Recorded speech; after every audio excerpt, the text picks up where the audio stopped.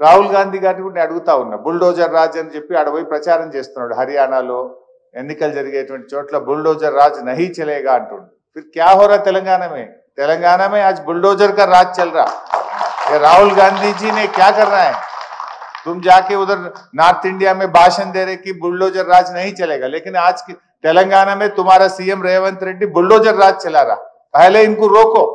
वहां भाषण देने से पहले तुम्हारा सरकार में, तो आपकी कांग्रेस सरकार में, जहां पर आज गरीब लोगों का मकाना गिरा रहे, यहाँ आके बुलडोजर को रोको तुम।